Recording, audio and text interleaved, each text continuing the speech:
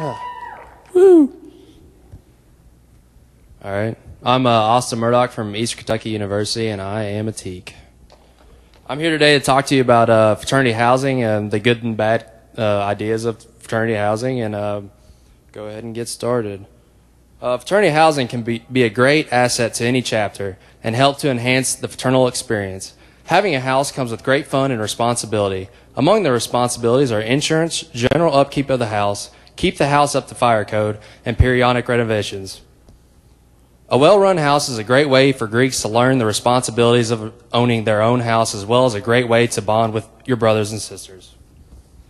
In present day, it's hard to find a traditional fraternity house. This is owned and operated by the fraternity itself. Greek housing varies from campus to campus, ranging from traditional chapter houses owned by local housing corporations, to Greek cooperative or operated by the university. Residence halls are a viable option, especially for young chapters or colonies. Your chapter can live in the same dorm, on the same floor or wing. Also inquire if the chapter can reserve a lounge close to the living quarters. Residence halls are centrally located and much cheaper than an actual house. Residence halls also do not require any regular upkeep. This option has less room for more restrictions by the university and just aren't as cool. Many colleges and universities own a house on campus and are willing to sell or lease to fraternities.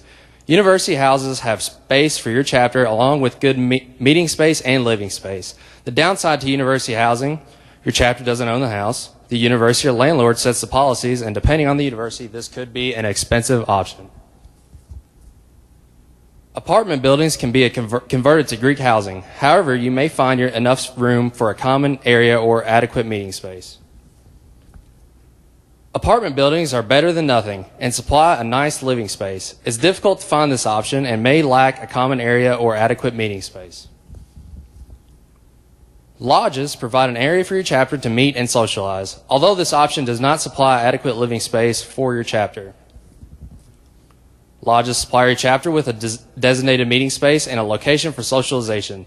The downside to lodges is it does not have a living space for your chapter and could possibly be restricted by hours of operation and liability concerns. Traditional or buy and build is by far the most difficult option for Greek housing. This requires a clear and focused long-term business plan, aggressive savings, and dedication of significant time and resources. However, building a house not only can tailor to the needs of your chapter, but can leave a lasting legacy for your chapter on campus. Traditional or buy and build houses allow for the chapter to own the space outright, and the house will fit your chapter's exact needs, although there is a large liability issue along with high costs and yearly maintenance. One of the major responsibilities of living in a Greek house or any other option is life safety. Each year there are 150 fires in fraternity and sorority houses. This accounts for 10 civilian casualties, $2.1 million in property loss, and cooking is the leading cause for fire injuries on college campuses. Know that chances of survival from a fourth floor jump are very slim. Having smoke alarms in your house cut your risk of dying in a fire in half. It's kind of bad, but they do. Place your smoke detectors in every common area, hallway, or bedroom. Replace smoke detectors that are more than 10 years old.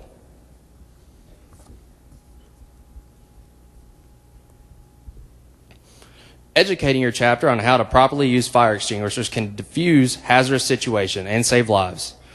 Don't forget to check your extinguishers yearly to make sure they have been charged and are in working condition. Keep in mind it never hurts to develop a relationship with the local fire department. Check your chapter houses to make sure that their doors, stairwells, and fire escapes are accessible and free from blockage. Exit doors for rooms accommodating 50 or more occupants should always be open outward and never should block a traffic path to safety. Develop and practice a safety plan for your housing situation so that in the event of a fire, you will be calm and prepared. Always keep a copy of the blueprints near an exit. This will help the firefighters on scene operate more efficiently. And I hope you can find the option that best fits your chapter and university so that you can benefit from Greek housing. If you have any questions after this is over, I'll feel free to answer them on fire safety or any related topic. And thank you, and go Greek and go Colonels.